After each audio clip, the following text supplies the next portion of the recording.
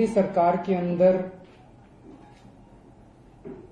Transfer posting, promotions, disciplinary action, नई posts create करना, कच्चे कर्मचारियों को पक्का करना, ये सारी पावर किसके पास होंगी? इसको टेक्निकल भाषा में सर्विसेज कहते हैं। तो उसमें सुप्रीम कोर्ट ने साफ साफ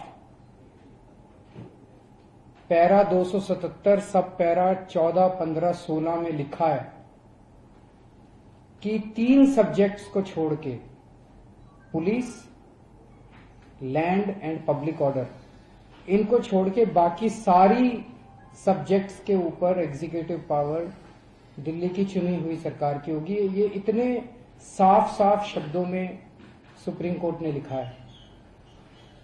तो हमने एलजी साहब को कहा कि इसके हिसाब से सर्विसेज की पावर दिल्ली सरकार की होगी। इस पे एलजी साहब ने मानने से इनकार कर दिया।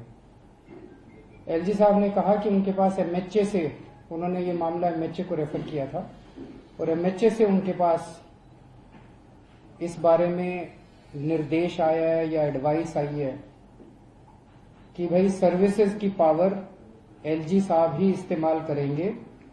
क्यों? क्योंकि वो कह रहे हैं कि एमएचए का जो 2015 का नोटिफिकेशन है वो सुप्रीम कोर्ट ने खारिज नहीं किया।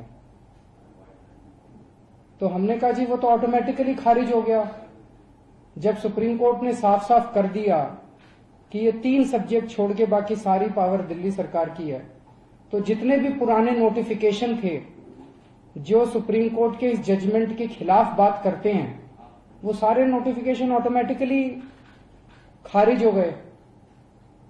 तो उन्होंने कहा भाई मैं तो एमएचए की बात मानूंगा क्योंकि मैं केंद्र सरकार का प्रेसिडेंट का प्रतिनिधि हूं।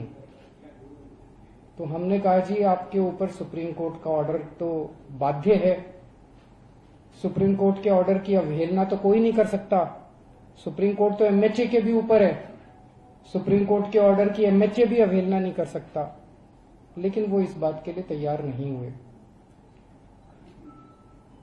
मुझे लगता है कि भारत के इतिहास में ये शायद पहली बार होगा कि केंद्र सरकार खुलेआम सुप्रीम कोर्ट के ऑर्डर को मानने से इनकार करे।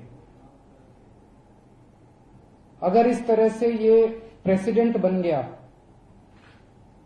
अगर इस तरह से केंद्र सरकार सुप्रीम कोर्ट के ऑर्डर्स को मानने से मना करने लगी तो देश के अंदर अराजकता फैल जाएगी, एनार्की फैल जाएगी।